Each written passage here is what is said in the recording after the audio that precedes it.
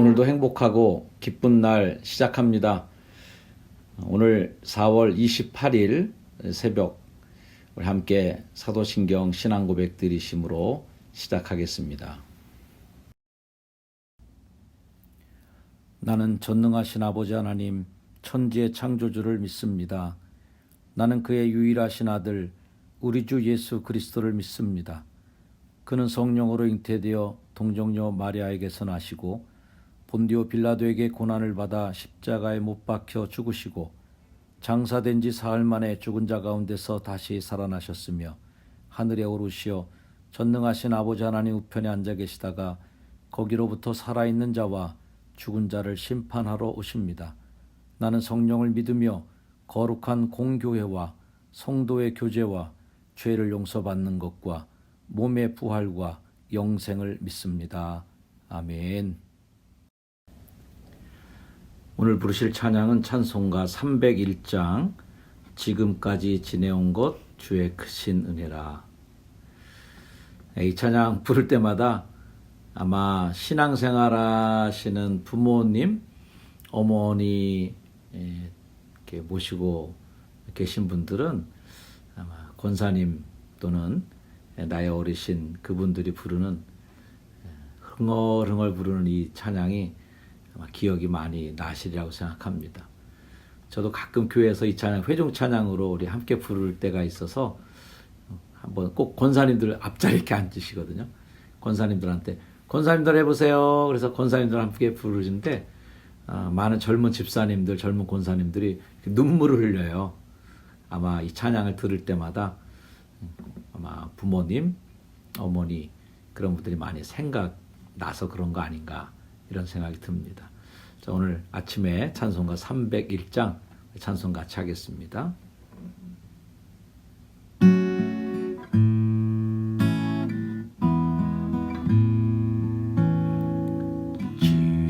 지금까지 지내온 것 주의 크신 은혜라. 한이 없는 주의 사랑 어찌 이루 말하랴. 자나깨나 주의 손이 항상 살펴주시고 모든 일을 주 안에서 형통하게 하시네. 몸도 마음도 연약하나 새 힘 받아 살았네. 물 붓듯이 부으시는 주의 은혜 족하다. 사랑 없는 거리에나 험한 산길에 맬 때 주의 손을 굳게 잡고 찬송하며 가리라. 주님 다시 배올 날이 날로 날로 다가와 무거운 짐 주께 맡겨 벗을 날도 멀잖네. 나를 위해 예비하신 고향 집에 돌아가 아버지의 품 안에서 영원토록 살리라. 아멘. 오늘 우리에게 주시는 하나님 말씀은 신명기 11장 1절에서 12절까지 말씀입니다. 함께 읽습니다. 그런즉 내 하나님 여호와를 사랑하여 그가 주신 책무와 법도와 규례와 명령을 항상 지키라. 너희의 자녀는 알지도 못하고 보지도 못하였으나 너희가 오늘날 기억할 것은 너희의 하나님 여호와의 교훈과 그의 위엄과 그의 강한 손과 펴신 팔과 애굽에서 그 왕 바로와 그 전국에 행하신 이적과 기사와 또 여호와께서 애굽 군대와 그 말과 그 병거에 행하신 일 곧 그들이 너희를 뒤쫓을 때에 홍해 물로 그들을 덮어 멸하사 오늘까지 이른 것과 또 너희가 이곳에 이르기까지 광야에서 너희에게 행하신 일과 루벤 자손 엘리압의 아들 다단과 아비람에게 하신 일 곧 땅이 입을 벌려서 그들과 그들의 가족과 그들의 장막과 그들을 따르는 온 이스라엘의 한가운데서 모든 것을 삼키게 하신 일이라. 너희가 여호와께서 행하신 이 모든 큰 일을 너희의 눈으로 보았느니라. 그러므로 너희는 내가 오늘 너희에게 명하는 모든 명령을 지키라. 그리하면 너희가 강성할 것이요 너희가 건너가 차지할 땅에 들어가서 그것을 차지할 것이며 또 여호와께서 너희의 조상들에게 맹세하여 그들과 그들의 후손에게 주리라고 하신 땅 곧 젖과 꿀이 흐르는 땅에서 너희의 날이 장구하리라. 네가 들어가 차지하려 하는 땅은 네가 나온 애굽 땅과 같지 아니하니 거기에서는 너희가 파종한 후에 발로 물 대기를 채소밭에 댐과 같이 하였거니와 너희가 건너가서 차지할 땅은 산과 골짜기가 있어서 하늘에서 내리는 비를 흡수하는 땅이요 네 하나님 여호와께서 돌보아 주시는 땅이라. 연초부터 연말까지 네 하나님 여호와의 눈이 항상 그 위에 있느니라.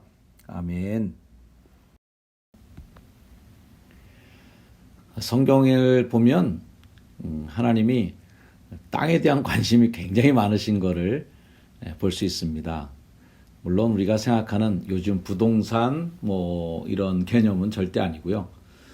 아무튼 국가를 이루기 위해서 꼭 필요한 뭐 영토, 국민, 주권 이 세 가지가 국가를 이루는 3요소인데 이집트라고 하는 나라를 통해서 70명 정도가 피난사리로 들어갔던 이집트에서 뭐 전쟁도 없고 또 먹을 것이 풍부하고 아주 안전한 그곳에서 어마어마하게 이제 국민이 불어났고요. 그래서 국민은 생겼어요. 그 다음에 이제 주권이라고 하는 것, 이제는 그거는 이스라엘 백성들이 이제 갖고 있는 거죠. 국민이 생겼고 주권이 있는데 뭐가 없어요? 영토가 없잖아요. 근데 영토도 하나님이 예비해 주신 곳이 있죠. 아브라함이 그 옛날 발로 밟아서 다녔던 그 땅. 그래서 그 땅은 이미 아브라함에게 불화해준, 약속해준 땅이기 때문에 그 땅은 이제 꾸준히 약속의 땅이라 이렇게 부르는 땅입니다. 근데 그 땅이 젖과 꿀이 흐르는 땅이라는 표현을 많이 써요. 저는 뭐 이스라엘 백성들이 광야 생활할 때에 젖과 꿀이 흐른다라는 이 표현 하나만으로도 충분히 견딜 만한 희망이 있었고 견딜 만한 어떤 자극제가 되었다고 생각합니다. 얼마나 구체적이에요. 그러니까 성경이 정말 지혜로운 거예요. 막연하게 그냥 약속의 땅, 추상적 개념의 땅으로 부르는 것이 아니라 젖과 꿀이 흐르는 땅. 아주 입맛에 딱 들어맞는 뭐 그런 땅을 얘기하는 거죠. 제가 정확하게 기억하고 있는지 모르겠습니다만 뭐 나폴레옹이 뭐 알프스 산맥을 넘어간다거나 하여튼 뭐 이런 거 군인들 막 지쳐갖고 산을 넘지 못해서 막 다들 지쳐 쓰러지고 있는데 그때 나폴레옹이 뭐 외쳤대요. 이 산만 넘어가면 살구밭이 있다. 뭐 이렇게 이 군인들이 그때부터 막 입에 막 군침이 돌기 시작하고 살구에 대한 연상, 살구맛, 살구 먹고 싶어, 나 살구 먹고 싶어. 뭐 이런 그 힘으로 그 산을 넘을 수 있었다. 뭐 이런 이야기를 들은 적이 있는 것 같은데요. 아무튼 뭐 이야기에서 제가 이제 팩트는 정확하게 제가 체크하지 못해서 죄송하고요.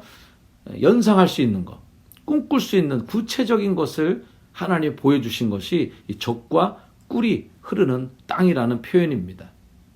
이 젖과 꿀이라는 것 우리가 뭐 영양도 많고 일단 너무 맛있잖아요.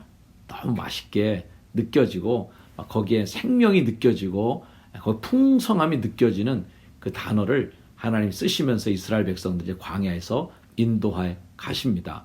자, 근데 이 젖과 꿀 흐르는 땅에 대한 그 다음 표현이 아주 재미난 표현이 나옵니다. 10절부터의 말씀인데요. 자, 한번 10절 말씀을 보겠습니다. 내가 들어가 차지하려는 땅은 내가 나온 애굽 땅과 같지 않다는 거예요. 자, 그 땅은 이집트라는 땅을 이 사람들이 기억하고 있어요. 근데 네가 가서 차지하는 땅은 이집트랑 같지 않다. 그 이집트 땅은 어떤 땅이었어요? 보면 그 이집트 땅은 파종한 후에 발로 물대기를 채소밭에 댐과 같이 하였거니와, 이런 표현이 있습니다. 제가 이것을 정확하게 이렇게 상황을 고증할 수는 없었어요. 근데 제가 알고 있는 상식적으로 말씀을 드리면 나일강의 물을 이제 끌어올려서 이런 거 보신 적 있지 않으세요? 이렇게 풍차 물레방 같은 거 있는데 사람이 이렇게 발로 막 굴러서 물을 위로 거슬러 올리게 만드는 그런 것들 말이죠. 그러니까 물을 어디로 어떻게 됐냐면 발로 물을 댔다는 거예요. 인위적으로 노력하고 뭔가 사람이 힘을 쓰고 노력해서야 물이 거기 이제 될 수 있었다라는 거예요. 그런데 이제 너희들이 들어가서 차지할 땅은 그렇지 않다는 거예요. 거기는 어떤 땅이에요? 자, 다시 한번 봅니다. 너희가 건너가서 차지할 땅, 11절이에요. 산과 골짜기가 있어서 하늘에서 내리는 비를 흡수하는 땅이다. 자, 저는 이 대목을 이렇게 설명합니다. 오토매틱이라는 말 우리 잘 알죠. 자동이라는 말이에요. 자동으로 살 것인가? 억지로 살 것인가? 수돗물처럼 꼭지를 틀면 나오는 물인가? 아니면 억지로 펌프질을 해야 나오는 물인가? 예수님께서 우리에게 주시는 그 물 얘기하실 때에 내 배에서 솟아나는 생수가 된다는 얘기를 하셨습니다. 어떤 동력, 어떤 인위적인 노력을 기울이지 않아도 나오는 물이 샘이에요, 샘. 뿜어 나오죠. 그 막을래도 막을 수도 없어요. 계속해서 뿜어 나오는, 이 자동으로. 그래서 하나님 우리에게 주시는 생명의 힘은 자동의 힘이에요. 근데 이걸 억지로 발로 물을 대서 농사를 짓는, 어거지로 뭔가 만들어고 막 쥐어짜서 만드는 인간이 뭔가 하여튼 거기에 조작을 많이 하고 막 개입해서 만들어내서야만 될 수 있는 그런 땅이 아니다라는 거예요. 하나님의 축복은 하늘에서 내리는 비를 흡수하는 땅이다. 은혜를 입고 사는 땅이다. 라는 표현입니다. 사랑하는 성도 여러분, 여러분들은 여러분 삶에 하나님의 축복을 어떻게 누리고 살고 계십니까? 어떤 분은 억지로 끌어당겨서야만 복을 얻는 분이 있고, 어떤 분은 그냥 복받을, 이런 표현하면 좀 죄송해요, 복받을 짓을 하는 거예요, 정말. 그래서 복을 안 내릴 수 없는, 그냥 복이 저절로 와서 흡수되게끔 되는 하나님의 복의 선순환에 들어가 있는 분이 있습니다. 이왕이면 우리가 믿음 생활하는데 복의 선순환이 여러분이 있기를 축복합니다. 하늘에서 내리는 은혜, 하늘에서 내리는 축복을 머금는 땅, 그런 땅에서 살아가는 듯한 은혜의 삶을 우리가 살아가야 되지 않겠어요? 그래서 그 땅의 특징은 흡수하는 땅이다. 그 비와 물을 머금어서 갖고 있는 땅이다 라는 것입니다. 그 땅에 대한 가장 기가 막힌 표현은 그 마지막 구절이에요. 자, 마지막 구절 다시 한번 봅니다. 12절 말씀 함께 했습니다. 시작. 네 하나님 여호와께서 돌보아 주시는 땅이라. 연초부터 연말까지 네 하나님 여호와의 눈이 항상 그 위에 있느니라. 관심이 많은 땅이에요. 그리고 그 눈이 항상 거기 있다는 건 뭐예요? 관심이 많으면 눈이 항상 거기 가 있죠. 네. 눈에 밟힌다 이런 표현 우리가 쓰잖아요. 아른아른거리는 거예요. 안 봐도 눈에 막 보여. 네. 그러니까 눈에 아른거리는 거예요. 여호와의 눈이 항상 거기 있어요. 연초부터 연말까지. 하나님의 눈이 머무르시는 관심의 땅. 그 땅이 바로 젖과 꿀이 흐르는 약속의 땅이었다라는 것입니다. 하나님은 여러분에게 관심을 많이 갖고 계십니다. 눈을 떼지 않으십니다. 항상 눈이 향하는 것입니다. 그런 관심의 축복, 그런 하나님의 사랑의 복을 받는 게 바로 여러분이시고 또 저의 축복 아니겠습니까? 오늘 여러분들이 다니실 때 여호와의 눈이 항상 그 뒤를 쫓아다니시고 여호와의 눈이 항상 거기에 관심을 가지시는, 그래서 하나님의 관심 밖으로 내몰리지 않는 은혜, 많은 사람들이 그 은혜를 오히려 귀찮아합니다. 주를 떠나려고 하죠. 하나님의 관심이 부담스러워해요. 그러나 그거 아닙니다. 하나님의 관심이 있는 것을 기뻐하시길 바라고요. 눈길이 머무르는 여러분의 오늘 삶의 행복, 걸음걸음이 되시기를 주의 이름으로 축원합니다. 기도하겠습니다. 하나님, 여호와의 눈이 항상 내 삶에 머무르기를 원합니다. 나와 동행하시는 주님, 내 너를 떠나지도 않으리라. 내 너를 버리지도 않으리라. 너는 내 거야. 너는 내 것이라.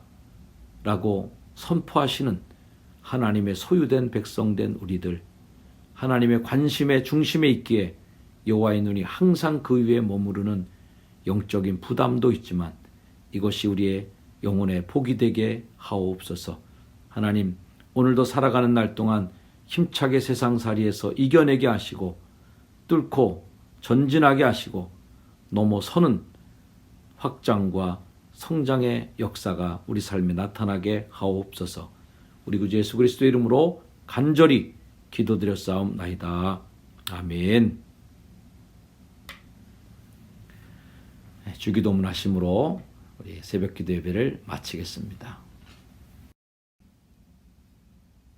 하늘에 계신 우리 아버지, 아버지의 이름을 거룩하게 하시며 아버지의 나라가 오게 하시며 아버지의 뜻이 하늘에서와 같이 땅에서도 이루어지게 하소서.